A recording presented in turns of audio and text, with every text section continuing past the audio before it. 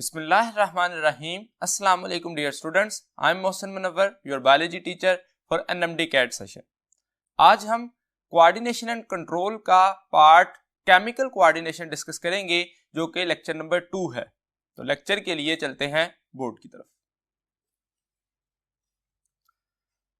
आज की इस लेक्चर में हम केमिकल कोऑर्डिनेशन का पार्ट डिस्कस करेंगे जिसमें जो कोर्स कंटेंट्स शामिल हैं उसमें पहला पॉइंट हार्मोन्स डिस्कस करेंगे, यानी कि एंडोक्राइन ग्लैंड्स और उसकी जो सिक्रीशंस हैं जिनको हम हार्मोन्स का नाम देते हैं।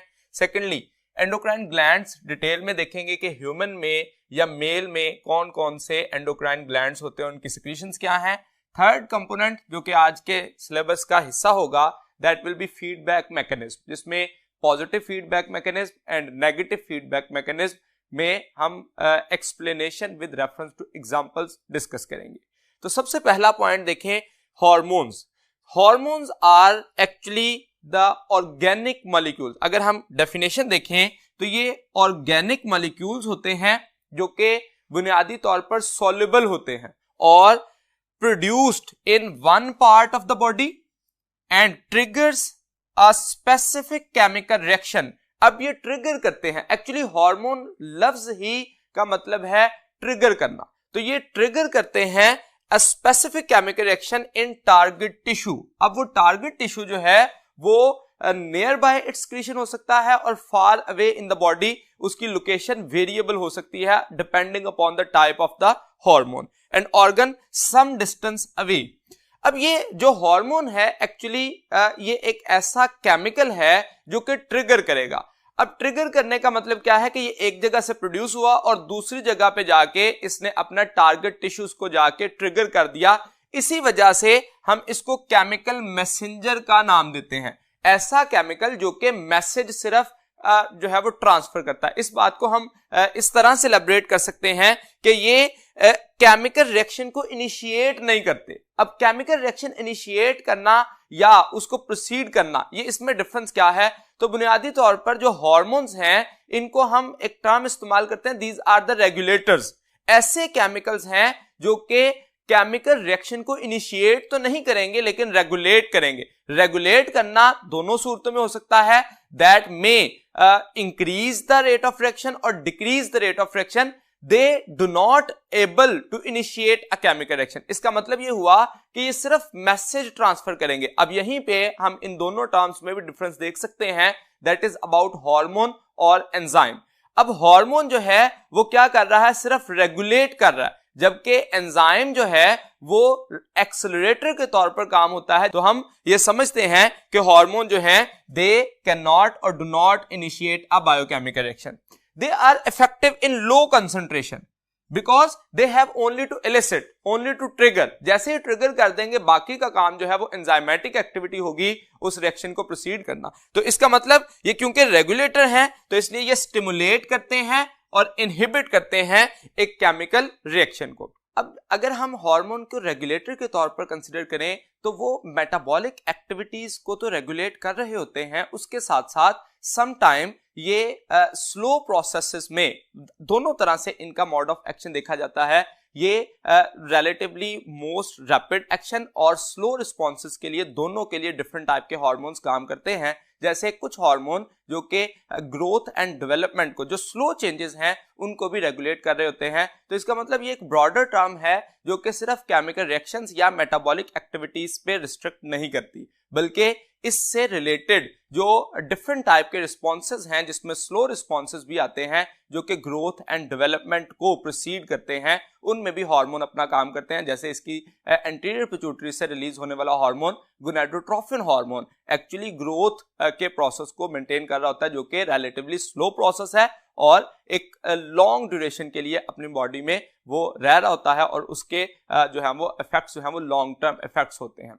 अब अगर हम इसी पॉइंट को हार्मोन को देखें तो हार्मोन एक्चुअली रिलीज कहां से होते हैं, प्रोड्यूस कहां से होते हैं, तो उसके लिए हम कहते हैं देयर आर स्पेसिफिक टिश्यूज और ग्लैंड्स।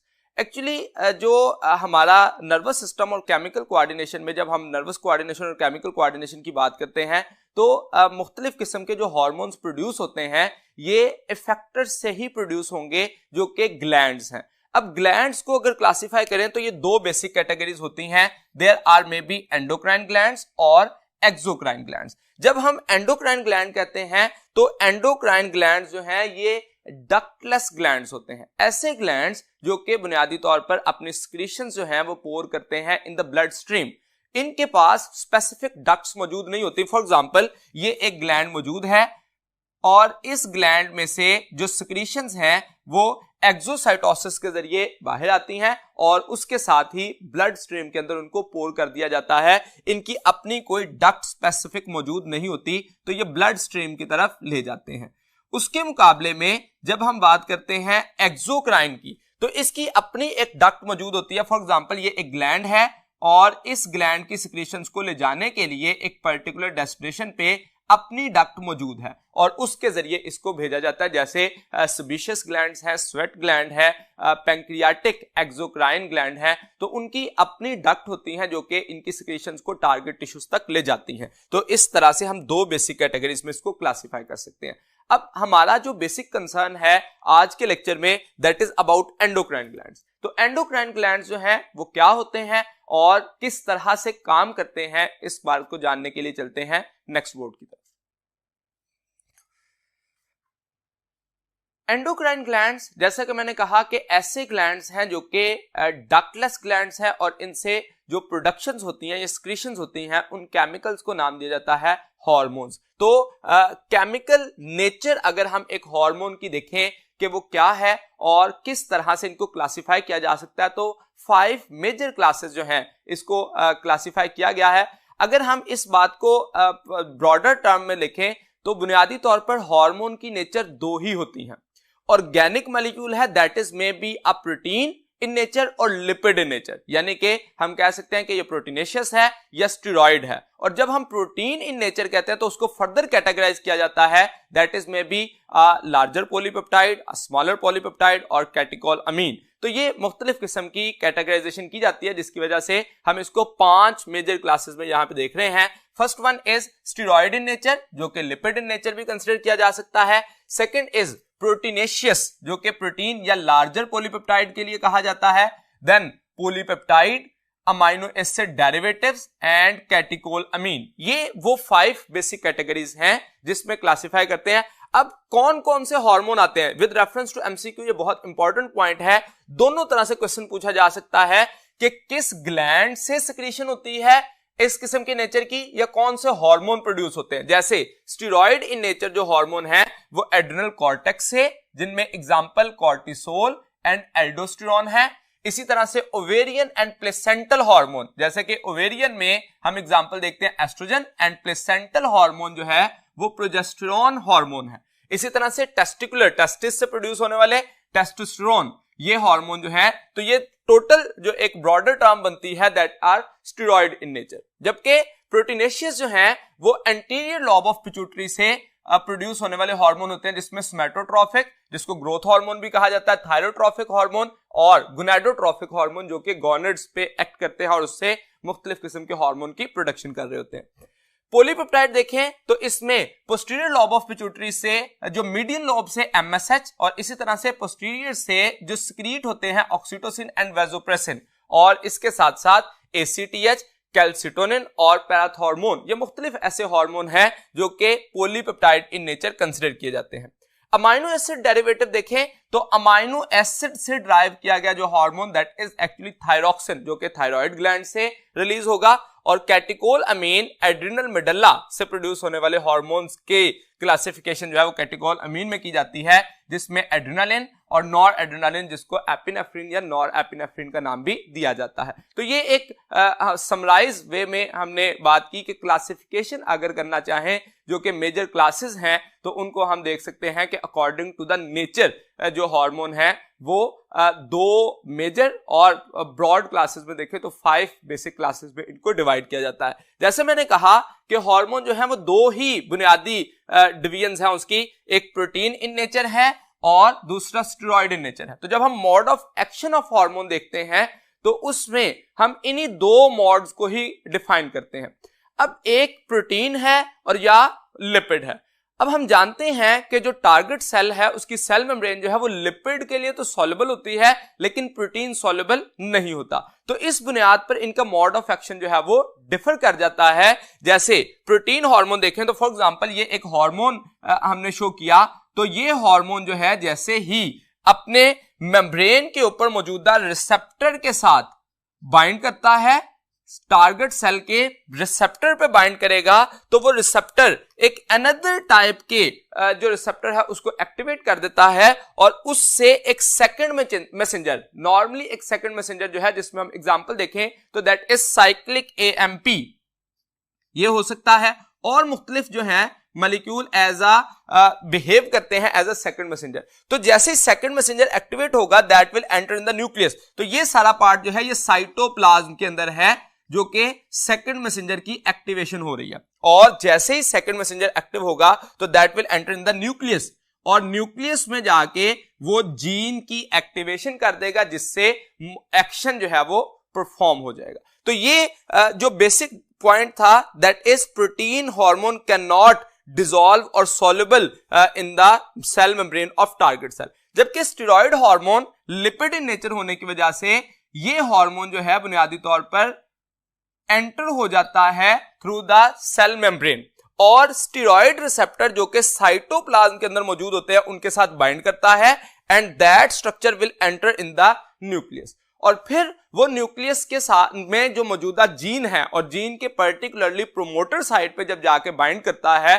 तो वो एक्टिवेशन स्टार्ट कर देता है, as a transcription factor behave करता है जिससे ट्रांसक्रिप्शन स्टार्ट हो जाती है और मैसेंजर आरएनए की प्रोडक्शन शुरू हो जाती है। और फिर जैसे ही मैसेंजर आरएनए बनेंगे तो उससे मुख्तलिफ किस्म की प्रोटीन्स बनेंगी और according to the type of the hormone जो प्रोटीन बनेगी उसकी वजह से मुख्तलिफ स्ट्रक्चर और फंक्शन जो है वो परफॉर्म हो सकते हैं, स्ट्रक्चर बन सकते हैं या फंक्शन परफॉर्म हो सकते हैं। तो दोनों में अगर बेसिक डिफरेंस देखें तो इसके रिसेप्टर मेम्ब्रेन पे हैं, इसके साइटोप्लाज्म पे हैं। तो इन दोनों को डायग्रामेटिक वे में प्रेजेंट करने का पर्पस ये है कि हम दोनों में जो बेसिक डिफरेंस है जो विद रेफरेंस टू एमसीक्यू पूछे जा सकते हैं हमें मालूम हो, जैसे पोजीशन ऑफ रिसेप्टर कहां है, दूसरे नंबर पे जो है जो सेकंड मैसेंजर किस में इन्वॉल्व होता है और किस में इन्वॉल्व नहीं होता। तो ये कुछ पॉइंट्स ऐसे हैं की पॉइंट जिनको हमें जहन में रखना है। अब मोड ऑफ एक्शन जब हम जान लेते हैं तो नेक्स्ट पॉइंट जो है वो डिफरेंट टाइप के जो ग्लैंड्स हैं उनसे कौन सी सिक्रीशंस हो रही हैं, कौन कौन से पर्टिकुलर ग्लैंड कौन सी सिक्रीशंस कर रहे हैं, इस बात को जानने के लिए चलते हैं नेक्स्ट बोर्ड की तरफ। जैसा कि एंडोक्राइन ग्लैंड्स ही हार्मोन प्रोड्यूस करते हैं तो ह्यूमन बॉडी में जनरली 20 टाइप्स के एंडोक्राइन ग्लैंड जो हैं वो मौजूद होते हैं, जिसमें मेजर टाइप्स जो हैं वो ब्रेन से लेके एब्डोमिनल कैविटी तक मौजूद होते हैं। जैसे ब्रेन के अंदर हाइपोथैलेमस का पार्ट जो है वो एज अ एंडोक्राइन एक्टिविटी कर रहा होता है, उसके साथ साथ पिट्यूटरी ग्लैंड, पिनियल ग्लैंड, नेक के अंदर जो है वो थायराइड ग्लैंड मौजूद होता है। इसी तरह से चेस्ट रीजन में मुख्तलिफ ग्लैंड्स हैं और एब्डोमिनल कैविटी में किडनी के साथ एसोसिएटेड एंडोक्राइन ग्लैंड्स होते हैं। तो 20 टाइप्स जो हैं वो नेचुरली या जनरली हमारी बॉडी में एग्जिस्ट करती हैं। उसमें से हम वन बाय वन जो मेजर टाइप्स हैं उनको डिस्कस करेंगे, जिसमें सबसे पहले जो है हाइपोथैलेमस जो कि न्यूरोसेक्रेटरी रोल प्ले कर रहा होता है। हाइपोथैलेमस को हम कहते हैं ये एक कनेक्टिंग लिंक है, that is the structure which is responsible to connect the nervous system with the chemical या एंडोक्राइन सिस्टम। तो connecting link between nervous coordination as well as chemical coordination है। Hypothalamus part of forebrain है जो कि मुख्तलिफ किस्म के function जो फोर ब्रेन के लिए रिक्वायर्ड हैं उनको परफॉर्म करने के साथ साथ मुख्तलिफ किस्म के हार्मोन्स या हार्मोन्स के लिए रिलीजिंग फैक्टर्स भी प्रोड्यूस करता है। तो हाइपोथैलेमस जो है वो ऐसा स्ट्रक्चर है जिससे मुख्तलिफ किस्म के रिलीजिंग फैक्टर जो कि मुख्तलिफ ग्लैंड्स को जाके ट्रिगर करेंगे ताकि उनसे हार्मोन प्रोड्यूस हो या कुछ ऐसे हार्मोन भी डायरेक्टली प्रोड्यूस करेगा। तो इसीलिए इसके सेल्स को हम नाम देते हैं कि दैट आर न्यूरोसेक्रेटरी सेल्स और वो न्यूरोसेक्रेटरी रोल्स कर रहे होते हैं। इसमें हाइपोथैलेमस की एक्सॉन एंडिंग से पर्टिकुलरली रिलीजिंग फैक्टर या हार्मोन्स जो है वो प्रोड्यूस हो रहे होते हैं एज एक्सोसाइटोसिस वेसिकल की सूरत में, जो कि डिफ्यूज करते हैं फर्दर ग्लैंड्स के साथ और उनको अपने प्रॉपर फंक्शनिंग के लिए या प्रॉपर ग्लैंड्स की प्रोडक्शन के लिए हार्मोन की प्रोडक्शन के लिए ट्रिगर कर रहे होते हैं। अब इसको हाइपोथैलेमस को हम बुनियादी तौर पर नाम देते हैं मास्टर कंट्रोल सेंटर। यहां पे ये कीवर्ड अगर हम देखें तो पिट्यूटरी ग्लैंड को हम मास्टर ग्लैंड कहते हैं, तो दोनों में एक डिफरेंस होगा, मास्टर कंट्रोल सेंटर या मास्टर ग्लैंड, ये दोनों में डिफरेंस क्या है। तो master control centre actually monitor के तौर पर बिहेव करेगा, जो कि मास्टर ग्लैंड की सिक्रीशंस को कंट्रोल करने के लिए रिलीजिंग फैक्टर या इनहिबिटरी फैक्टर जो है वो प्रोड्यूस करता है, इसीलिए हम इसको मास्टर कंट्रोल कहते हैं। That is responsible to control the master gland by its secretion, तो इसलिए हम इसको मास्टर कंट्रोल सेंटर का नाम दे सकते हैं। ये special group of neurosecretory cell है, यानी कि इसमें मुख्तलिफ किस्म के ऐसे सेल्स होते हैं जो कि सिक्रीशंस करेंगे रिलीजिंग फैक्टर या डायरेक्टली हार्मोन की सूरत में।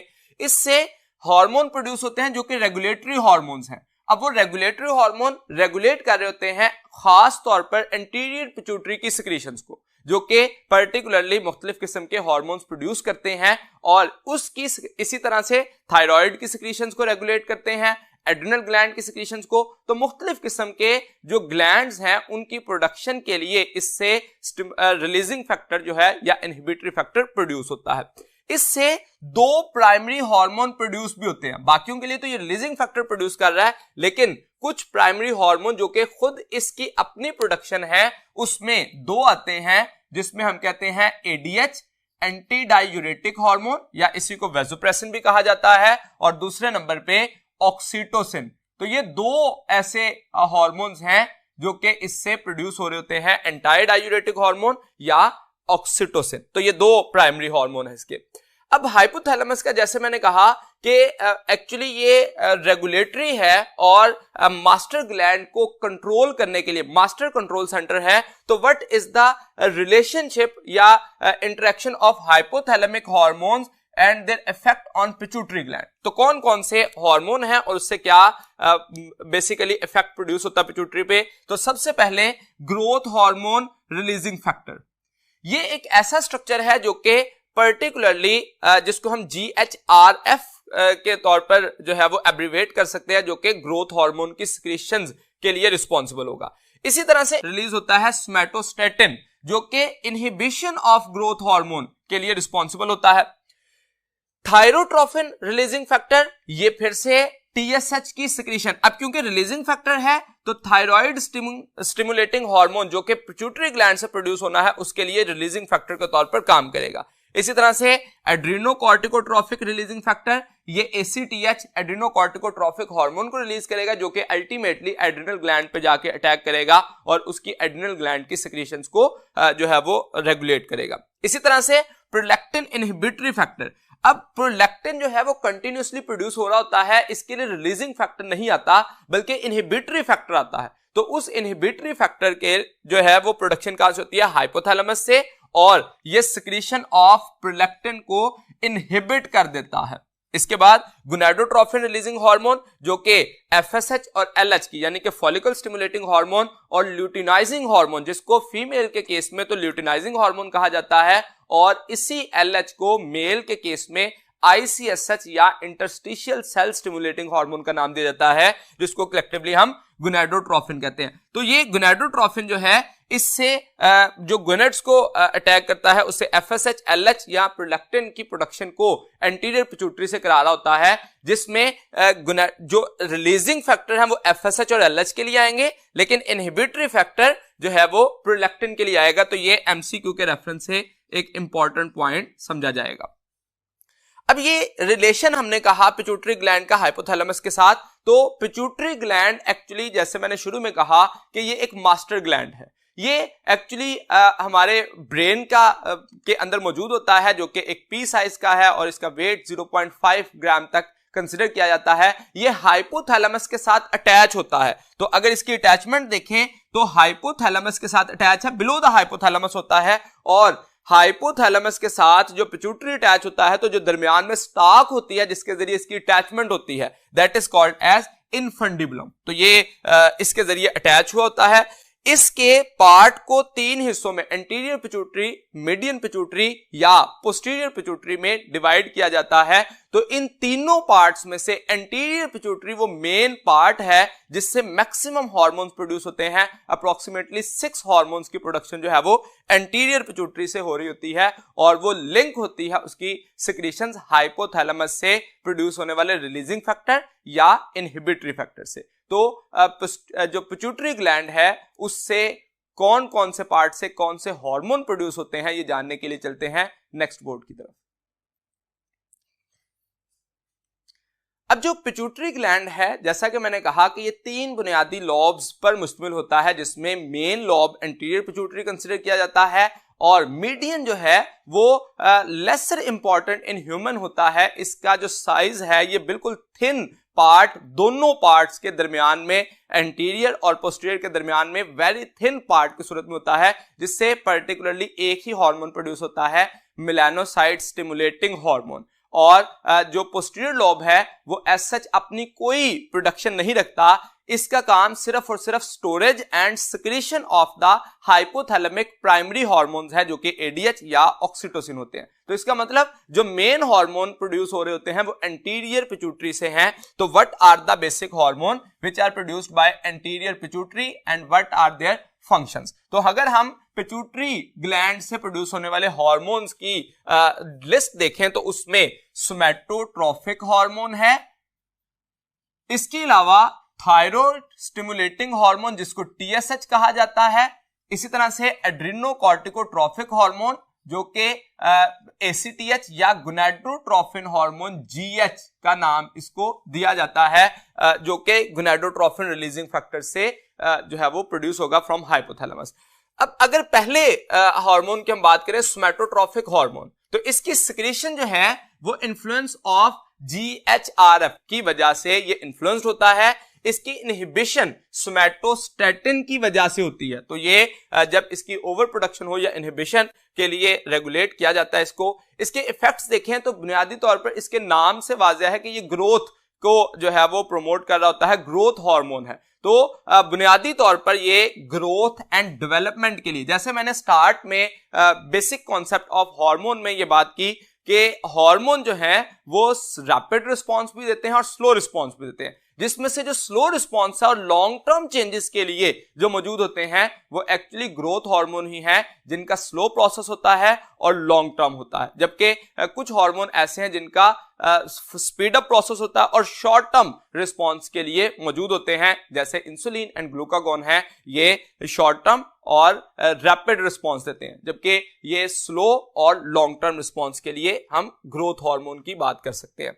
इसका काम ग्रोथ एंड डेवलपमेंट है। किस तरह से ग्रोथ के लिए? तो स्टिमुलेट करेगा growth and division of the cell. जब सेल्स की डिवीजन होगी तो उसकी वजह से number of cell as well as size of the cell जब इंक्रीज करेगा तो growth and division of the cell consider किया जाएगा। इसके साथ साथ ये अमाइनो एसिड अपटेक को भी बढ़ाता है, जिसके जरिए रेट ऑफ प्रोटीन सिंथेसिस को भी इंक्रीज किया जाता है। तो सेल से अमाइनो एसिड अपटेक को भी इंक्रीज करने में ये एक रोल प्ले करेगा। इसकी जो इफेक्ट्स हैं उसमें सिक्रीशंस का लेवल डिस्टर्ब होने की वजह से मुख्तलिफ किस्म की डिजीजेस हो सकती हैं, जैसे 2 किस्म की प्रॉब्लम जो है वो देखी जाती हैं। ओवर सिक्रीशन से जाइजेंटिज्म हो सकती है, अगर चाइल्डहुड में इसका लेवल यानी कि बचपन में कम उम्र में अगर इसकी जो सिक्रीशन है वो बढ़ जाए तो दैट में लीड्स टू द जाइजेंटिज्म। जाइजेंटिज्म हम कहते हैं पूरी बॉडी का साइज ही इंक्रीज हो जाना। जबकि अडल्ट के केस में जब ये ओवर एज में या लेटर एज ऑफ लाइफ में अगर इसकी जो सिक्रीशन है वो ज्यादा हो तो एक्रोमेगली, जिसमें हम कहते हैं कि हैंड और फीट या any other part of the body अपने बाकी बॉडी प्रोपोर्शन के साइज से जो है वो इंक्रीज कर जाए तो उसको हम कहते हैं एक्रोमेगली। तो particular part of the body with reference to rest part of the body, यानी कि जरूरी नहीं है कि सिर्फ हाथ की स्ट्रक्चर ही या साइज ही इंक्रीज कर रहा है, सिर्फ पांव का साइज इंक्रीज कर सकता है, इवन के नोज का साइज जो है वो इंक्रीज कर सकता है। तो मुख्तलिफ पार्ट्स का जो है वो अपने साइज को इंक्रीज कर देना बाकी बॉडी के साइज को इंक्रीज किए बगैर, तो उसको हम कहते हैं एक्रोमेगली। जबकि जब अंडर सिक्रीशंस कहते हैं तो इसमें ड्वार्फिज्म जो है वो बेसिकली होती है जिसमें बॉडी का जो ओवरऑल साइज है वो रिड्यूस रह जाता है। और जैसे ही साइज के रिड्यूस होने के साथ साथ बाकी भी कुछ फंक्शन जो है वो डिस्टर्ब होते हैं। जैसे मिसाल के तौर पर ब्रेन का साइज प्रॉपर डेवलप ना करने की वजह से आईक्यू लेवल जो है वो डिस्टर्ब हो जाना, और उसके साथ साथ जो ब्रेन की एडवांस प्रोसेसेस हैं उसमें डिस्टर्बेंस आ जाना भी ड्वार्फिज्म की वजह से हो सकता है। तो that was about the somatotrophic hormone, first one. Second, thyroid stimulating hormone को भी हम इसी बेस पर अगर एक्सप्लेन करें तो फर्स्ट वन इज सिक्रीशन। इसकी सिक्रीशन के लिए क्या होगा, सबसे पहले हाइपोथैलेमस से रिलीजिंग फैक्टर आएगा जिसको कहा जाएगा थायरोट्रॉफिक रिलीजिंग फैक्टर। ये थायरोट्रॉफिक रिलीजिंग फैक्टर एंटीरियर पिट्यूटरी से प्रोड्यूस कराएगा थायराइड स्टिमुलेटिंग हार्मोन। वो थायराइड स्टिमुलेटिंग हार्मोन जो है थायराइड ग्लैंड पे काम करेगा तो उससे प्रोडक्शन होगी थायरोक्सिन, जो कि पर्टिकुलरली बॉडी मेटाबॉलिज्म को इंक्रीज कर देता है, जिसमें जो बॉडी के हीट प्रोडक्शन का प्रोसेस है जो कि बढ़ जाता है। तो इसका काम पर्टिकुलरली क्या है, रेगुलेट करना थायराइड ग्लैंड को for the production of thyroxine. इसकी वजह से क्या होगा, जैसे ही थायरोट्रॉफिक रिलीजिंग फैक्टर आता है तो टीएसएच प्रोड्यूस होता है जो कि नंबर ऑफ सेल्स को इंक्रीज कर देता है और उसके साथ साथ secretory activity of the cell को भी बढ़ा देता है। अब ये जो हार्मोन है ये थायराइड ग्लैंड की जो प्रोडक्शन है उसको स्टिमुलेट करेगा और उससे थायरोक्सिन प्रोड्यूस होगा जो कि बाकी डिफरेंट फंक्शन परफॉर्म करेंगे जो हम थायराइड ग्लैंड की सिक्रीशंस के वक्त उसमें पढ़ेंगे। इसकी अगर ओवर सिक्रेशन होती है तो हाइपरथायरॉयडिज्म यानी कि थायराइड ग्लैंड का साइज एनलार्ज कर जाना और उसके साथ साथ उसकी सिक्रीशंस बढ़ जाना, क्योंकि दोनों प्रोसेस होंगे, एक तो नंबर ऑफ सेल्स भी इंक्रीज करेंगे और सिक्रीशंस ऑफ द सेल भी, तो थायरोक्सिन की प्रोडक्शन जो है वो बढ़ जाना। और अगर अंडर सिक्रीशन होता है तो हाइपोथायरॉयडिज्म यानी कि लो कंसंट्रेशन या secretion of thyroxine from the thyroid gland देखी जाएगी। तो ये दो बुनियादी फैक्टर जो हैं इफेक्ट्स आते हैं ओवर सिक्रीशन और अंडर सिक्रीशन की वजह से। तीसरे नंबर पे देखें एसीटीएच, एड्रेनोकॉर्टिकोट्रॉफिक हार्मोन। इसके लिए भी अगेन हाइपोथैलेमस से ही एड्रेनोकॉर्टिकोट्रॉफिक रिलीजिंग फैक्टर आएगा जो कि एंटीरियर पिट्यूटरी से एसीटीएच प्रोड्यूस कराएगा। ये एसीटीएच जो है वो एड्रेनल ग्लैंड पे एक्ट करेगा और एड्रेनल ग्लैंड्स की प्रोडक्शन जो है वहां से जो हार्मोन्स है उनको प्रोड्यूस कराएगा, पर्टिकुलरली एड्रेनल कॉर्टेक्स से। तो ये कॉर्टिकोट्रॉफिक रिलीजिंग फैक्टर जो है वो एड्रेनल कॉर्टेक्स से हार्मोन की प्रोडक्शन करा रहा होता है। इसमें भी प्रॉब्लम आने की वजह से ओवर सिक्रीशन या अंडर सिक्रीशन की वजह से एड्रेनल कॉर्टेक्स से प्रोड्यूस होने वाले हार्मोन्स जो हैं उनकी प्रोडक्शन या उनकी जो कंसंट्रेशन है वो डिस्टर्ब होती है और अल्टीमेटली डिफरेंट डिजीजेस का सबब बनती है। गोनाडोट्रोफिन हार्मोन देखिए तो इससे हम कलेक्टिवली ये टर्म इस्तेमाल करते हैं for the follicle stimulating hormone FSH या एलएच, जिसको मेल के केस में आईसीएसएच का नाम दिया जाता है, और इसके अलावा एलटीएच ल्यूटोट्रोफिक हार्मोन जिसको प्रोलैक्टिन भी कहा जाता है। तो ये तीन बुनियादी हार्मोन हैं जो कि कलेक्टिवली कंसीडर किया जाता है गोनाडोट्रोफिन में। तो इन टोटल अगर देखें तो इससे जो हार्मोन प्रोड्यूस हो रहे हैं these are actually 6 hormone. 3 hormone are in gonadotrophin और 3 are ACTH, TSH and somatotrophic hormone. अब इसकी जो इफेक्ट्स हैं ये क्या कर रहा होता है, that is responsible to regulate the functions of reproductive systems, जो कि मेल के सूरत में और फीमेल में डिफरेंट फंक्शंस जो है वो इससे परफॉर्म किए जा रहे होते हैं, जो कि हम गोनेड्स की सिक्रीशंस के वक्त गोनेड्स का जब ग्लैंड की तौर पर पढ़ेंगे तो उसमें हम इसको डिटेल में डिस्कस करेंगे। जो सेकंड पार्ट है पिट्यूटरी ग्लैंड का, that is actually medial lobe, जो कि मैंने कहा lesser important in case of human है, जो कि थिन होता है प्रेजेंट बिटवीन द, इसको इंटरमीडिएट लॉब का नाम भी दिया जाता है because that is present in between the anterior and posterior lobe. इससे जो हार्मोन प्रोड्यूस होता है पर्टिकुलरली एमएसएच का नाम दिया जाता है, जो कि मेलानोसाइट स्टिमुलेटिंग हार्मोन है। इसके लिए जो रेगुलेट कर रहा होता है इसको melanocyte stimulating hormone inhibitory hormone होता है, जो कि हाइपोथैलेमस से प्रोड्यूस होगा। इसकी भी सिक्रीशन जो है वो पर्टिकुलरली कंटिन्यूस हो रही होती है और इसको इनहिबिट किया जाता है हाइपोथैलेमस से, ना कि इसके लिए रिलीजिंग फैक्टर आता है। इसका काम क्या है, that is responsible to produce melanin, जो कि ब्राउन कलर का पिगमेंट है जो स्किन में प्रोड्यूस होता है, that is responsible to cause the darkening of the skin. और इसके लिए जो स्टिमुलस है वो सनलाइट एक मेन स्टिमुलस होता है, जिसके जरिए सनलाइट जब पड़ती है तो उसकी वजह से MSH की प्रोडक्शन स्टार्ट हो जाती है। MSH leads for the production of melanin from the skin, और उसकी वजह से स्किन सेल से जो मेलानोसाइट्स हैं उनसे ये प्रोड्यूस होना शुरू होता है और ultimately darkening of the skin का सबब बनता है। थर्ड नंबर पे देखें तो पोस्टीरियर लोब ऑफ पिट्यूटरी, जो कि third part of the pituitary gland है, इससे कोई अपना हार्मोन प्रोड्यूस नहीं होता, ये बल्कि एक ग्लैंड भी particularly axon of neurosecretory cells ही होते हैं। इसमें हाइपोथैलेमस में प्रोड्यूस होने वाले हार्मोन एक्सॉन एंडिंग से बडिंग ऑफ या वेजिकल की सूरत में एक्सोसाइटोसिस के जरिए हार्मोन जो रिलीज होंगे और यहां पे आके स्टोर होंगे, और at the time of particular effect इनकी यहां से सिक्रीशन होगी। तो इसका मतलब हम कह सकते हैं कि पोस्टीरियर लोब से कोई हार्मोन प्रोड्यूस नहीं होता, बल्कि यहां से सिर्फ और सिर्फ क्या हो रहा होता है, हार्मोन की स्टोरेज और सिक्रीशन हो रही होती है।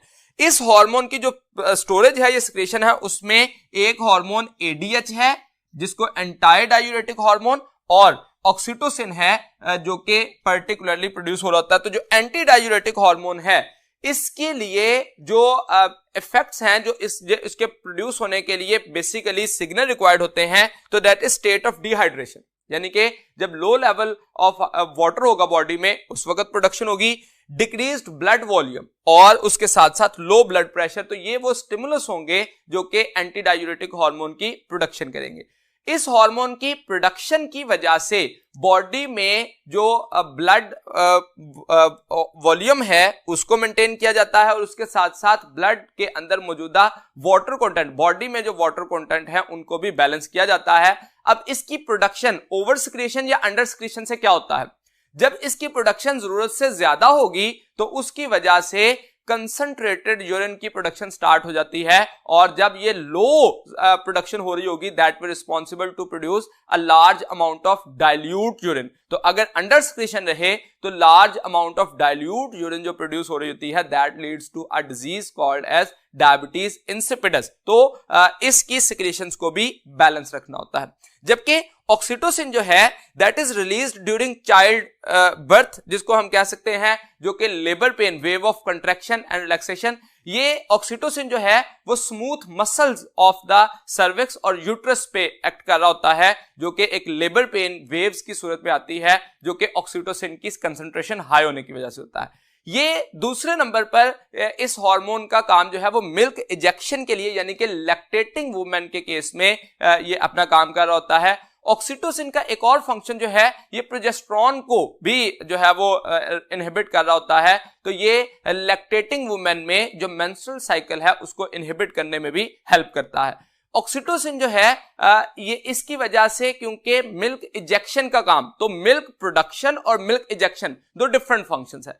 मिल्क प्रोडक्शन के लिए जो हार्मोन काम कर रहा होता है दैट इज ल्यूटोट्रोफिक हार्मोन, जो कि प्रोलैक्टिन समझा जाता है, और मिल्क इजेक्शन के लिए जो है वो सकलिंग, जब एक न्यूली बॉर्न बेबी जो है वो सकलिंग करता है तो उस वक्त एक स्टिमुलस मिलता है जिसकी वजह से ऑक्सीटोसिन की प्रोडक्शन बढ़ती है and ultimately leads for the milk ejection. तो इस मिल्क इजेक्शन के फिनोमेना को लेट डाउन रिफ्लेक्स का नाम भी दिया जाता है, जो कि स्पेसिफिकली ऑक्सीटोसिन की वजह से होगा। तो हम समराइज कर सकते हैं कि प्रोलैक्टिन जो है वो मिल्क प्रोडक्शन के लिए रिस्पॉन्सिबल है, जबकि ऑक्सीटोसिन जो है वो मिल्क इजेक्शन के लिए रिस्पॉन्सिबल होगा। That was about the summary of the pituitary gland. और जो रिमेनिंग ग्लैंड्स हैं जिसमें एड्रिनल ग्लैंड है, थायराइड ग्लैंड है, गोनेड्स है, इसके बारे में देखने के लिए चलते हैं नेक्स्ट बोर्ड की तरफ।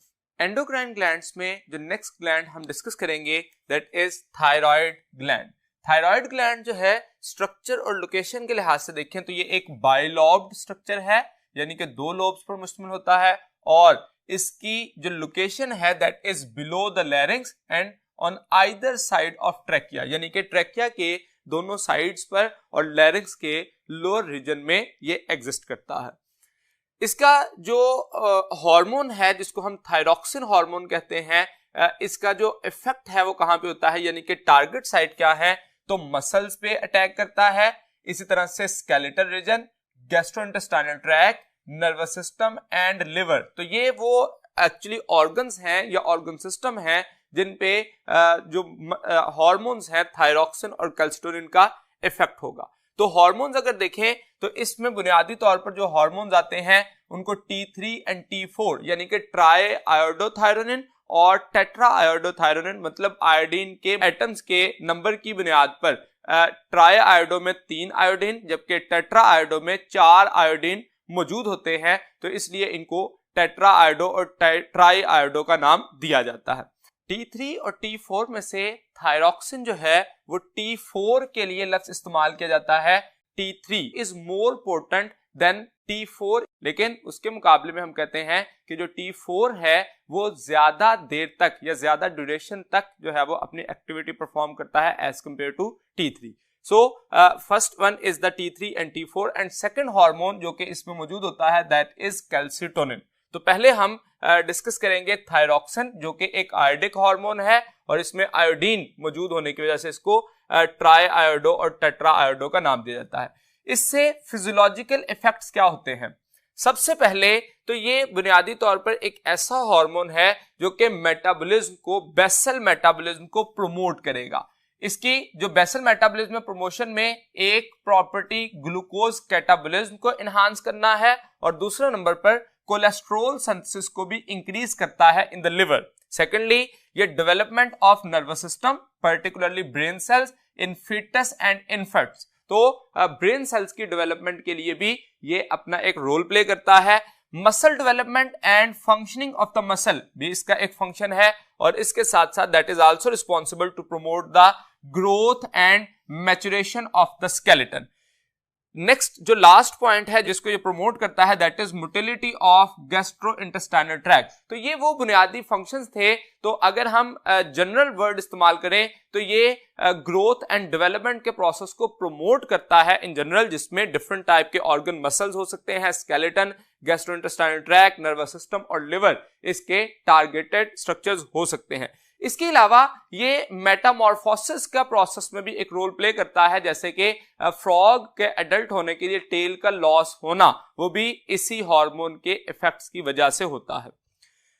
इसकी ओवर सिक्रीशन और अंडर सिक्रीशन की वजह से क्या प्रॉब्लम्स आएंगी? तो अगर हम ओवर सिक्रीशन की बात करें तो इसकी वजह से हाइपरथायरॉयडिज्म, जिसकी वजह से जो डिजीज होती है that is called as Graves disease, और इस डिजीज में पर्टिकुलरली थायरॉक्सिन का लेवल जरूरत से ज्यादा प्रोड्यूस हो रहा होता है। इसमें ग्रेव्स डिजीज का जो एक सिम्टम जो कि यूजुअली देखा जाता है दैट इज एक्सोथैल्मिया यानी कि बल्जिंग ऑफ आई बॉल। ये एक ऐसा फैक्टर है जो कि ग्रेव्स डिजीज में ऑब्जर्व होता है as a symptom.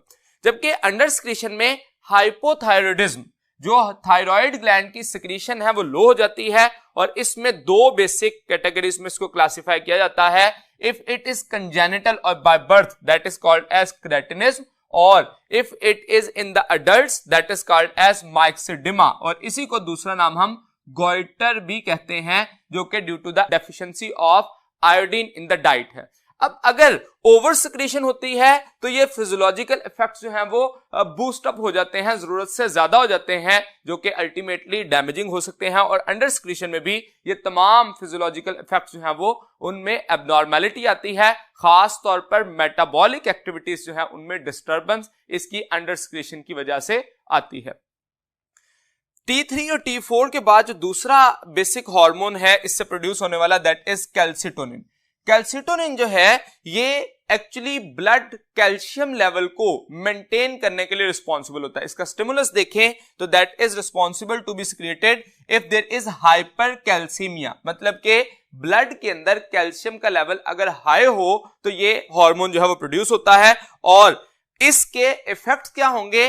Blood calcium level को लोअर करना हाइपोकैल्सीमिया के लिए नहीं रिस्पॉन्सिबल होगा बल्कि मेंटेन करेगा, एक खास लेवल तक इसको कम करेगा जो कि बॉडी के नॉर्मल फंक्शंस के लिए रिक्वायर्ड है। अगर इसकी ओवर सिक्रीशंस हो जाए तो that can leads to the hypocalcaemia, तो इसकी ओवर सिक्रीशन की वजह से ब्लड कैल्शियम लेवल जो है वो कम हो सकता है। इसके इफेक्ट्स देखिए तो ये कैल्शियम डेपोजिशन इन बोन यानी कि स्ट्रेंथनिंग ऑफ द बोन के लिए कैल्शियम को डिपॉजिट करने के लिए स्ट्रेंथ ऑफ बोन बढ़ती है, इससे स्केलेटन जो है वो बेहतर होता है, और उसके साथ साथ ये डिक्रीज करता है अब्जॉर्प्शन बाय इंटेस्टाइन और इसके साथ साथ reabsorption by the renal tubule. तो रीअब्जॉर्प्शन ऑफ रीनल ट्यूब्यूल और उसके साथ साथ अब्जॉर्प्शन बाय द इंटेस्टाइन इसको डिक्रीज करता है। तो लोअर साइड पर एरो का मतलब हम डिक्रीज करना कंसीडर करेंगे और ये इंक्रीज करना डेपोजिशन इन द बोन। तो ये वो इफेक्ट्स हैं जो कि कैल्सिटोनिन की वजह से होते हैं, और इसकी ओवर सिक्रीशन और अंडर सिक्रीशन जो है वो इनमें डिस्टर्बेंस लाती है, जो कि अल्टीमेटली किडनी स्टोन और मस्कुलर एक्टिविटी इसके साथ साथ नर्वस एक्टिविटी को भी डिस्टर्ब कर देती है। तो ये थायराइड ग्लैंड से प्रोड्यूस होने वाले हार्मोन हमने देखे। नेक्स्ट बोर्ड की तरफ चलते हैं जहां पे हम पैराथायराइड ग्लैंड और उससे रिलीज होने वाले हार्मोन को डिस्कस करेंगे। पैराथायराइड ग्लैंड, जैसे कि इसका नाम है पैराथायराइड, तो थायराइड के पेरिफेरल या पैरा के साइड पे, तो इस वजह से these are located on thyroid. ये 2 पेयर्स की सूरत में या 4 इन नंबर होते हैं जो कि थायराइड ग्लैंड के अपर मौजूद होते हैं, इसलिए इनको पैराथायराइड का नाम दिया जाता है। इससे जो मोस्ट इंपॉर्टेंट हार्मोन प्रोड्यूस होता है दैट इज पैराथॉर्मोन। पैराथॉर्मोन जो है वो एंटागोनिस्टिक टू कैल्सिटोनिन है। पैराथॉर्मोन का काम भी ब्लड कैल्शियम लेवल को मेंटेन करना है, लेकिन इसका स्टिमुलस कैल्सिटोनिन के स्टिमुलस के एग्जैक्टली ऑपोजिट होता है। कैसे? तो हम अगर इसके स्टिमुलस को देखें तो दैट इज हाइपोकैल्सीमिया, और उसके मुकाबले में कैल्सिटोनिन में हमने कहा था हाइपर कैल्सीमिया होता, तो इसका स्टिमुलस उसके एग्जैक्टली ऑपोजिट है। इसका काम भी ब्लड कैल्शियम लेवल को मेंटेन करना है। अगर इसकी ओवर सिक्रीशन या अंडर सिक्रीशन होती है तो क्या प्रॉब्लम्स आ सकती हैं? ओवर सिक्रीशन की वजह से पैराथायराइड ग्लैंड ट्यूमर हो जाता है, मतलब ओवर सिक्रीशन की वजह से एक तो सिक्रीशन ऑफ द पैराथॉर्मोन बढ़ता है और उसके साथ साथ number of cells secreting the parathormone इनकी भी तादाद में इजाफा हो जाता है, that ultimately leads to the tumour formation. एक ट्यूमर फॉर्मेशन हो गया, दूसरे नंबर पर इससे हाइपर कैल्सीमिया होगा जो कि अल्टीमेटली रिस्पॉन्सिबल होगा 3 एक्टिविटी में, डिप्रेस करेगा नर्वस सिस्टम को, मसल वीकनेस करेगा और किडनी स्टोन फॉर्मेशन में जो है वो अपना रोल प्ले करेगा। अब इसकी ओवर सिक्रीशन की वजह से अगर किडनी स्टोन फॉर्मेशन हो रही है तो कैल्सिटोनिन की अंडर सिक्रीशन की वजह से किडनी स्टोन फॉर्मेशन होगी, तो ये दोनों जो है वो एंटागोनिस्टिक काम कर रहे होते हैं, यानी कि जो ओवर सिक्रीशन ऑफ पैराथॉर्मोन की वजह से इफेक्ट्स आ रहे हैं वो अंडर सिक्रीशन ऑफ कैल्सिटोनिन की वजह से इफेक्ट्स आएंगे, और वाइस वर्सा भी ये बात ठीक समझी जाएगी।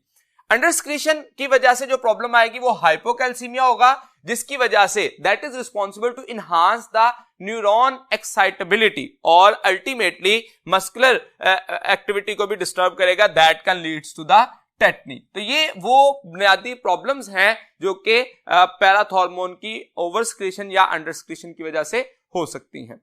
नेक्स्ट जो है दैट इज पैंक्रियाज। पैंक्रियाज एक ऐसा ग्लैंड है जिसको हम डुअल ग्लैंड का नाम देते हैं because it is responsible to create या produce the endocrine as well as exocrine secretions. तो इसी वजह से इसको डुअल ग्लैंड का नाम दिया जाता है।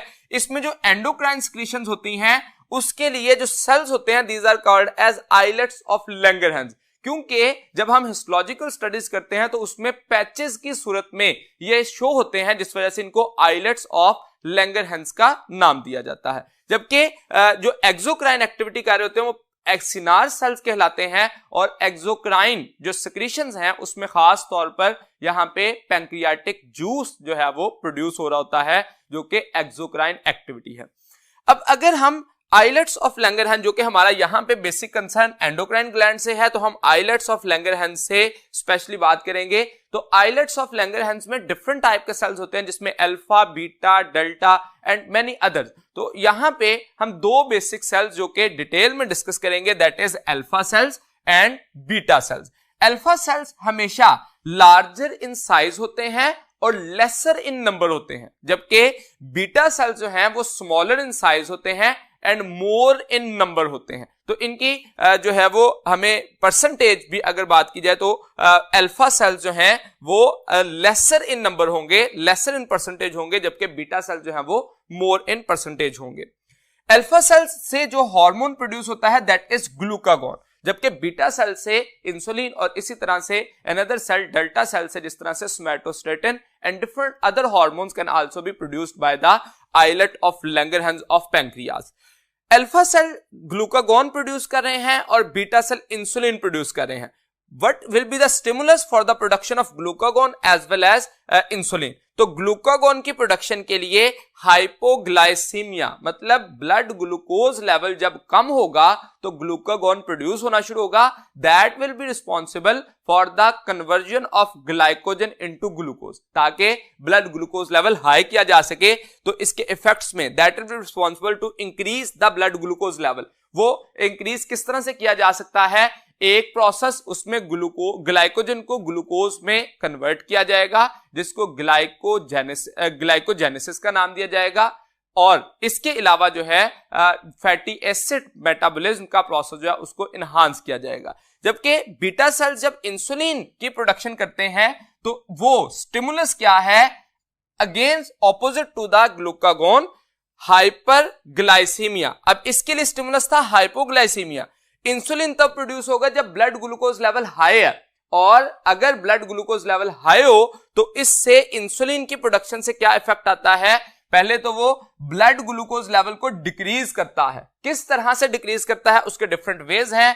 पहला तरीका जो इस्तेमाल किया जाता है, by increase the rate of glucose uptake by the cells. जो बॉडी सेल्स हैं उनसे ग्लूकोज अपटेक इंक्रीज हो जाती है ताकि ब्लड ग्लूकोज लेवल कम हो। दूसरे नंबर पे ग्लाइकोजेनेसिस मतलब ग्लाइकोजन है उसकी प्रोडक्शन बढ़ जाती है, और उसके साथ साथ सेलुलर रेस्पिरेशन को इंक्रीज कर दिया जाता है। तो ये more than one ways use किए जाते हैं जिसके जरिए ब्लड ग्लूकोज लेवल को कम किया जाएगा। तो इंसुलिन ने ब्लड ग्लूकोज लेवल को कम करना है और ग्लूकागॉन ने ब्लड ग्लूकोज लेवल को बढ़ाना है। इसकी जो ओवर सिक्रीशन या अंडर सिक्रीशन है अल्टीमेटली डिस्टर्बेंस की तरफ जाएगी। जैसे अल्फा सेल्स जो हैं इनकी जो ओवर सिक्रीशन या अंडर सिक्रीशन है वो रेयर होती है, और इसकी ओवर सिक्रीशन जो है वो अल्फा सेल्स के ट्यूमर का सबब बनती है। जबकि इंसुलिन की अंडर सिक्रीशन जो है वो एक डिजीज जिसको हम डायबिटीज मेलाइटस या कॉमनली शुगर का नाम देते हैं, जिसमें ब्लड ग्लूकोज लेवल जो है वो बढ़ जाता है। तो that was about the pancreas जिसमें एंडोक्राइन एक्टिविटी थी। जबकि एक्सोक्राइन में हमने कहा कि इससे पैंक्रियाटिक जूस जो है वो अल्टीमेटली प्रोड्यूस होता है, जो कि हमारे आज के सिलेबस का हिस्सा नहीं है। हम सिर्फ एंडोक्राइन सिक्रीशंस पे फोकस कर रहे हैं। नेक्स्ट ग्लैंड जो है दैट इज एड्रिनल ग्लैंड। तो उसके लिए चलते हैं नेक्स्ट बोर्ड की तरफ। एड्रिनल ग्लैंड्स जैसा कि नाम से वाज़ह है, एड्रिनल एसोसिएटेड टू किडनी। तो ये बुनियादी तौर पर किडनी के अपर सरफेस पर मौजूद होता है, जिसके दो बुनियादी पार्ट्स होते हैं। पेरिफेरल पार्ट जो कि साइडों पर है, कॉर्टेक्स का नाम दिया जाता है, और जो इनर कोर है, सेंट्रल रीजन है, उसको मिडल्ला का नाम दिया जाता है। तो इसलिए इसको एड्रिनल कॉर्टेक्स और एड्रिनल मिडल्ला का नाम दिया जाता है। इन रीजन से डिफरेंट टाइप्स के हार्मोन प्रोड्यूस होते हैं। तो इनको रीजन के नेम की बुनियाद पर कॉर्टिकल हार्मोन और मिडलरी हार्मोन्स का नाम दिया जाता है। अगर हम एड्रिनल कॉर्टेक्स से जो कॉर्टिकल हार्मोन है उसकी बात करें तो इससे बुनियादी तौर पर दो तरह के hormone glucocorticoid and mineralocorticoids produce होते हैं, और इसके साथ साथ एंड्रोजन। अब जो ग्लूकोकॉर्टिकॉइड है जिसको कॉर्टिसोन भी कहा जाता है, that is responsible to regulate the blood glucose level. अब जो मिनरलोकॉर्टिकॉइड है ये बुनियादी तौर पर एक ऐसा हार्मोन है जो कि ब्लड मिनरल्स को रेगुलेट करता है, जिसमें खास तौर पर सोडियम लेवल को रेगुलेट करने के लिए एल्डोस्टेरोन होगा। तो reabsorption of sodium ion from the kidney tubules वो एसोसिएटेड होता है with the secretion of aldosterone. तो इसको हम प्रिंसिपल मिनरलो कॉर्टिकॉइड का नाम भी देते हैं। जबकि थर्ड जो हार्मोन इससे आता है that is androgen. Andro male and generation या प्रोडक्शन। तो ये मेल कैरेक्टर्स की पर्टिकुलरली प्रोडक्शन के लिए रिस्पॉन्सिबल होता है, जिसमें मेन हार्मोन टेस्टोस्टेरोन है। अब अगर हम इन हार्मोन्स की जो ग्लूकोकॉर्टिकॉइड और मिनरलोकॉर्टिकॉइड है इसकी बात करें तो ये इनकी ओवर सिक्रीशन और अंडर सिक्रीशन जो है वो मुख्तलिफ किस्म की डिजीजेस काज करते हैं, जिसमें कशिंग्स डिजीज है और एडिसन्स डिजीज है। अब ये दोनों डिजीजेस जो हैं, जैसे बैलेंस ऑफ द ग्लूकोज और मिनरल करना इनका काम है। तो जैसे ही इसकी ओवर सिक्रीशन या अंडर सिक्रीशन होती है तो that will leads to the disturbance in general metabolism, जिसकी वजह से ग्लूकोज का लेवल डिस्टर्ब हो सकता है और उसके साथ साथ मिनरल लेवल जो है बॉडी में डिस्टर्ब हो जाता है, जो कि बॉडी के मेटाबॉलिज्म को डिस्टर्ब करेंगे। एंड्रोजन की बात करें तो एंड्रोजन या जो टेस्टोस्टेरोन है स्पेसिफिकली वो गोनेड्स से प्रोड्यूस होता है, लेकिन स्मॉल कंसंट्रेशन ऑफ एंड्रोजन या पर्टिकुलरली टेस्टोस्टेरोन जो है वो प्रोड्यूस हो रही होती है फ्रॉम द एड्रिनल कॉर्टेक्स। और इस एड्रिनल कॉर्टेक्स से ये जो हार्मोन प्रोड्यूस हो रहा होता है ये मेल और फीमेल दोनों में प्रोड्यूस हो रहा होता है। अब मेल के केस में तो हम समझ सकते हैं कि इससे सेकेंडरी कैरेक्टर्स जो हैं जो कि बॉडी के ह्यूमन मेल के सेकेंडरी सेक्स कैरेक्टर्स की डेवलपमेंट होगी, जबकि फीमेल के केस में इसका काम जो स्केलेटल मसल्स हैं उनकी डेवलपमेंट में होगा। और अगर इसकी ओवर सिक्रीशन हो जाए तो दैट में लीड्स टू सम एब्नॉर्मैलिटी, जैसे खास तौर पर जो फेस पे हेयर्स फॉर्मेशन हो जाना, हेयर का ज्यादा आ जाना in case of female, that is due to the over secretion of androgen due to the adrenal cortex. अगर हम दूसरा पार्ट देखें जो हमारे पास एड्रिनल ग्लैंड्स हैं तो उसमें एड्रिनल मिडल्ला, और इससे प्रोड्यूस होने वाले हार्मोन जो है वो उनको नाम दिया जाता है मिडलरी हार्मोन, जिसमें एपिनेफ्रिन जिसको एड्रिनलिन भी कहा जाता है एंड नॉर एपिनेफ्रिन जिसको नॉर एड्रिनलिन भी कहते हैं। अब ये दोनों हार्मोन को इमरजेंसी हार्मोन्स का नाम दिया जाता है।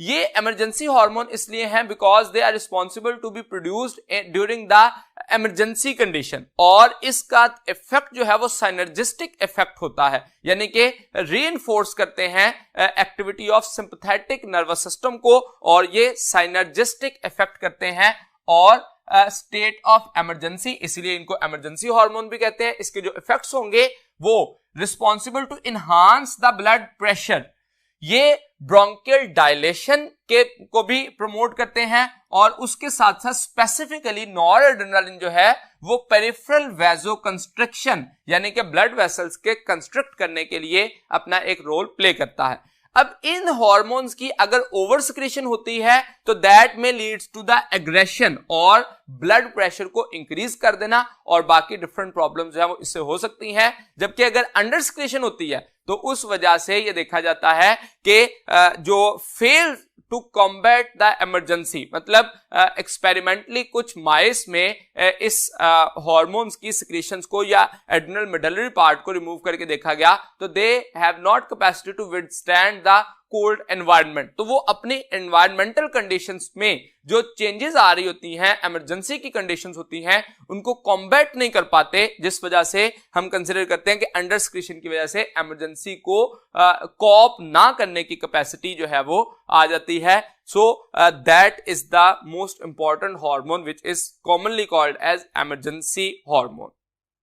नेक्स्ट ग्लैंड देखिए तो दैट इज गोनेड्स।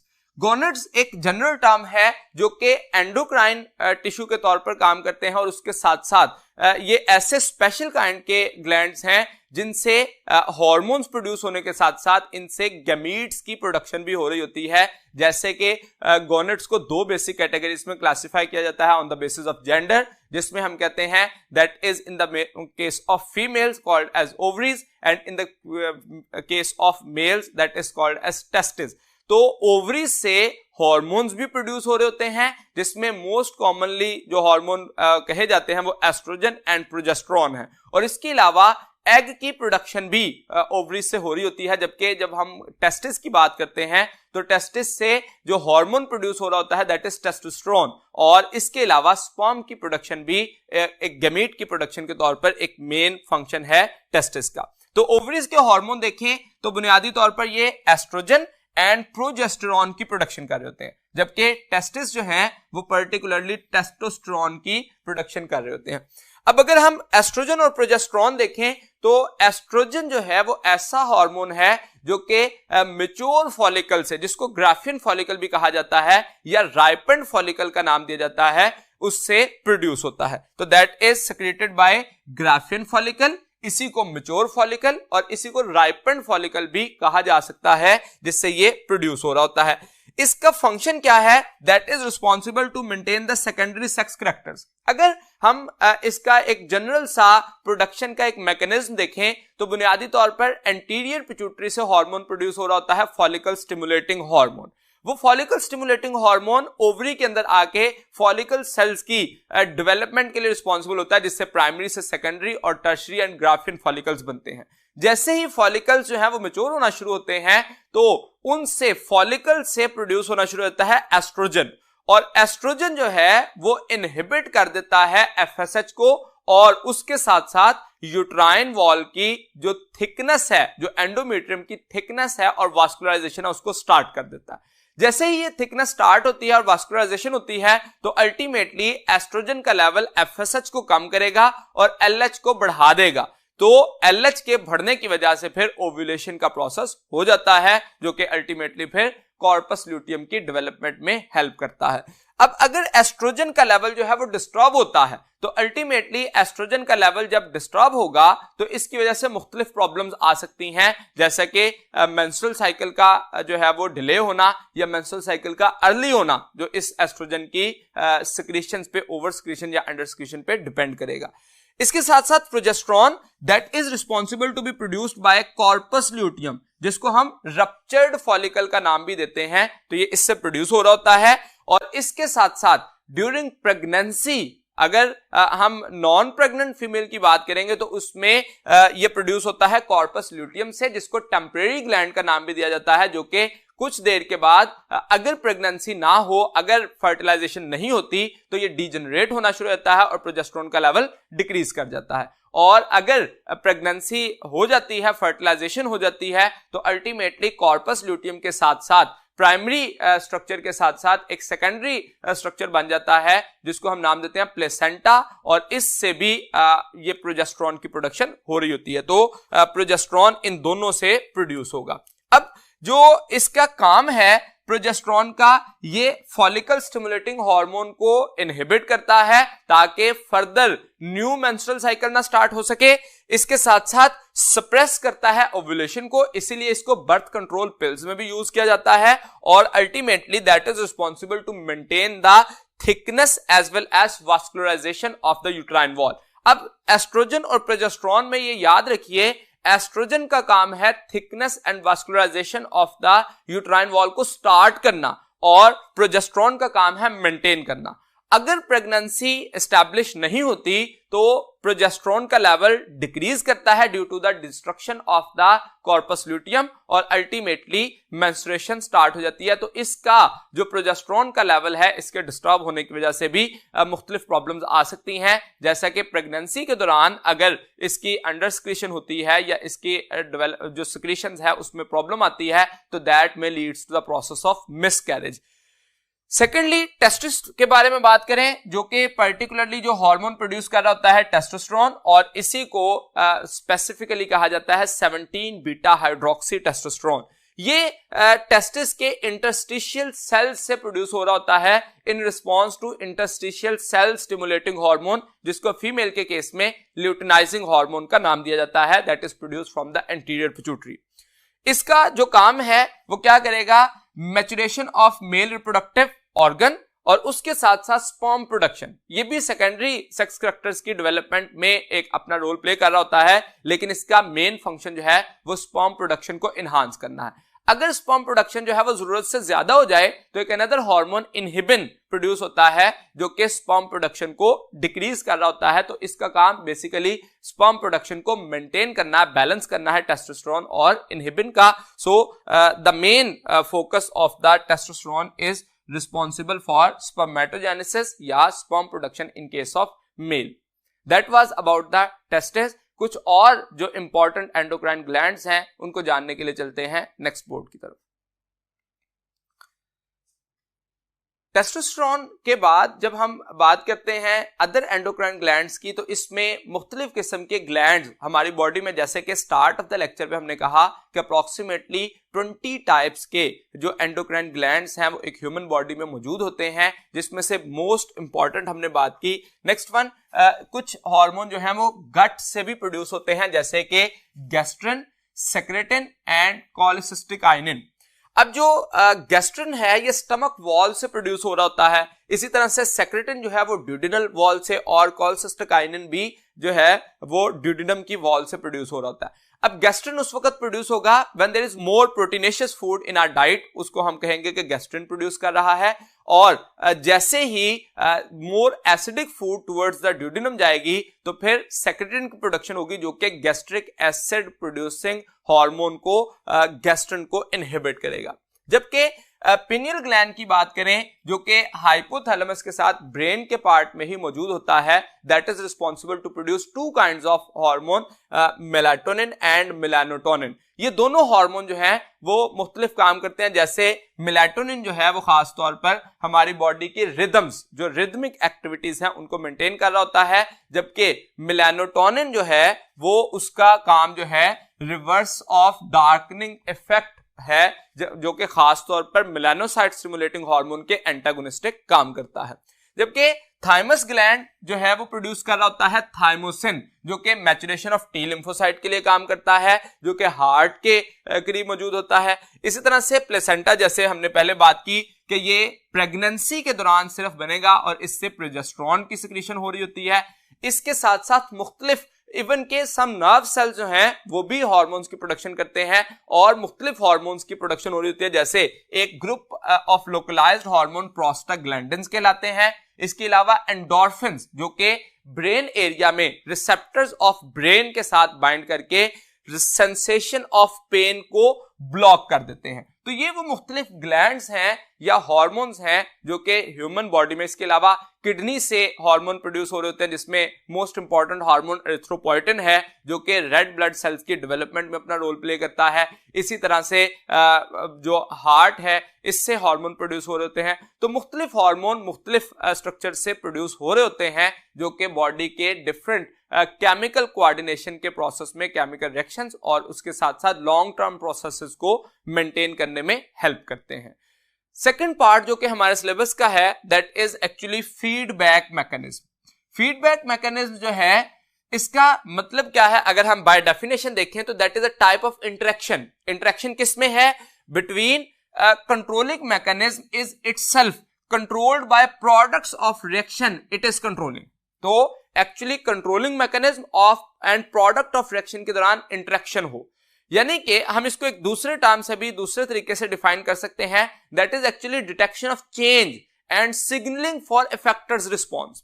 यानी कि जो इफेक्टर है उसका रिस्पॉन्स हासिल करने के लिए जो डिटेक्शन ऑफ चेंज है उसके अगर उसकी रिवर्स हो या इनवर्स रिस्पॉन्स हो जाए तो उसको हम नेगेटिव फीडबैक कहते हैं, और अगर उसकी फेवर में रिस्पॉन्स आ जाए, उस जो चेंज है उसके रिस्पॉन्स को एम्पलीफाई कर दिया जाए तो उसको हम नाम देंगे पॉजिटिव फीडबैक मैकेनिज्म। तो एक्चुअली फीडबैक का काम जो है वो जो चेंज डिटेक्ट की गई है उसके लिए रिस्पॉन्स क्रिएट करना, या जो रिएक्शन की प्रोडक्ट बनी है वो कंट्रोल करें, जो कि mechanism of controlling the reaction है उसको, तो उसे हम नाम देते हैं फीडबैक मैकेनिज्म। अब इसको हम जैसा कि क्लासिफाई करते हैं दो कैटेगरीज में, negative feedback mechanism and positive feedback mechanism. Negative feedback mechanism में ये इनहिबिटरी रिस्पॉन्स क्रिएट करता है, यानी कि इनवर्स रिस्पॉन्स करेगा, जबकि जो पॉजिटिव है वो एक्साइटेटरी या एम्पलीफाइंग रिस्पॉन्स जो है वो उससे प्रोड्यूस होगा। सो that is the main difference. जो नेगेटिव है वो स्टेबलाइज करता है सिस्टम को, ये नॉर्मल होम्योस्टैटिक फंक्शन को मेंटेन कर रहा होता है, जबकि पॉजिटिव जो है वो रेयर होता है और नॉन होम्योस्टैटिक है, यानी कि होम्योस्टैटिक सिस्टम को या होम्योस्टैटिक प्रोसेसेस को नॉर्मली डिस्टर्ब कर रहा होता है, सो वो रेयरली देखा जाता है। अगर हम नेगेटिव फीडबैक एग्जाम्पल देखें तो मुख्तलिफ एग्जाम्पल्स होती हैं, जैसे जो ब्लड ग्लूकोज लेवल को मेंटेन करने के लिए या बॉडी टेम्परेचर को एडजस्ट करने के लिए, जैसे ब्लड ग्लूकोज लेवल को मेंटेन करने के लिए दो किस्म के हार्मोन पैंक्रियास से प्रोड्यूस हो रहे होते हैं, इंसुलिन एंड ग्लूकागोन। तो उसकी अगर बात करें तो देखिए, अगर हमारे पास स्टिमुलस हो सकता है दो तरह का। अगर फर्स्ट स्टिमुलस ये है हाइपरग्लाइसीमिया, जैसे ही ब्लड शुगर लेवल बढ़ा तो अल्टीमेटली क्या होगा, पैंक्रियास की तरफ सिग्नल आएगा और इस सिग्नल की वजह से, ये स्टिमुलस की वजह से पैंक्रियास पे सिग्नल आया और उसने प्रोड्यूस किया हार्मोन इंसुलिन। जैसे ही हार्मोन इंसुलिन प्रोड्यूस हुआ तो इंसुलिन क्या करेगा, that will responsible to convert the glucose into glycogen, जो कि लिवर के अंदर स्टोर होना शुरू हो जाएगा। और जैसे ही ये कन्वर्ट हुआ तो ब्लड ग्लूकोज लेवल कम हो जाएगा, तो that will be the fifth process. अब ये एक सीक्वेंस जो है वो हमने देख लिया। इसके ऑपोजिट कौन सा होगा, जिसमें हम कहेंगे कि हाइपोग्लाइसीमिया डिटेक्शन हुई, पैंक्रियाज ने हार्मोन प्रोड्यूस किया ग्लूकागोन। जब ग्लूकागोन की प्रोडक्शन होगी तो वो अल्टीमेटली क्या करेगा, जो हमारे पास ग्लाइकोजन मौजूद है उसको ग्लूकोज में कन्वर्ट कर दे। क्योंकि हाइपोग्लाइसीमिया था तो ग्लाइकोजन को ग्लूकोज में कन्वर्ट किया जाएगा, तो अल्टीमेटली कंडीशन क्या हो जाएगी, हाई ब्लड ग्लूकोज लेवल। तो इससे ये बात जो है वो अंडरस्टैंड कर सकते हैं हम इस प्रोसेस से कि जो चेंज डिटेक्ट हुई उसके इनवर्स रिस्पॉन्स आ जाए। ब्लड ग्लूकोज लेवल हाई जो है वो डिटेक्ट हुआ तो लो करने के लिए एक हार्मोन प्रोड्यूस होना शुरू हो गया। इसी तरह से अगर कम जो है वो लो ब्लड ग्लूकोज लेवल जो है वो डिटेक्ट हुआ तो उसको बढ़ाने के लिए हार्मोन प्रोड्यूस होना शुरू हो गया। उसके मुकाबले में पॉजिटिव फीडबैक में वो एम्पलीफाइंग प्रोसेस होता है, मतलब कि जो स्टिमुलस आएगा उसी को इनहांस किया जाएगा, एम्पलीफाई किया जाएगा। मिसाल के तौर पर release of oxytocin at the time of labour pain. होता क्या है कि जिस वक्त चाइल्ड बर्थ के टाइम पे एक फोर्स मिलती है जो कि सर्विक्स और यूट्राइन वॉल पे, जो कि एक उसके न्यूरॉन्स जो है वो ब्रेन तक अपने मैसेज को भेजते हैं और वहां से एक रिलीजिंग फैक्टर प्रोड्यूस होता है और हाइपोथैलेमस जो है वो ऑक्सीटोसिन की प्रोडक्शन करता है। अब वो ऑक्सीटोसिन जैसे ही ब्लड में आता है तो अल्टीमेटली वो अपने टारगेट टिश्यू पे जो कि यूट्राइन वॉल और मसल्स ऑफ द सर्विक्स हैं उस पे अटैक करता है, जिसकी वजह से कंट्रैक्शन एंड डायलेशन का प्रोसेस होता है और अल्टीमेटली चाइल्ड बर्थ के प्रोसेस को प्रमोट कर दिया जाता है। तो इससे हमने देखा कि स्टिमुलस आया जो कि यूट्राइन वॉल को जो है वो पे जब इफेक्ट स्टिमुलस आया तो उसी ने एक्चुअली उस प्रोसेस को एम्पलीफाई किया है with the help of oxytocin. तो जब भी एक प्रोसेस जो है वो किसी एक स्टिमुलस जो है वो उसके प्रोसेस को इनहांस कर दिया जाए तो पॉजिटिव होगा और अगर इनवर्स रिस्पांस दे दिया जाए तो नेगेटिव है। इसी तरह से सकलिंग से जो मिल्क सकिंग का प्रोसेस है, सकलिंग बेबी की तरफ से, वो भी एक पॉजिटिव फीडबैक मैकेनिज्म का प्रोसेस होता है। इसके अलावा मुख्तलिफ नॉन होम्योस्टैटिक कंडीशन में, जो डिजीजेस के केस में, जो प्रॉब्लम्स के केस में होता है, वो नॉर्मली पॉजिटिव फीडबैक को समझा जाता है। यहां तक आज का हमारा लेक्चर कंप्लीट हुआ। उम्मीद है कि मैं अपनी बात आपको समझाने में कामयाब रहा।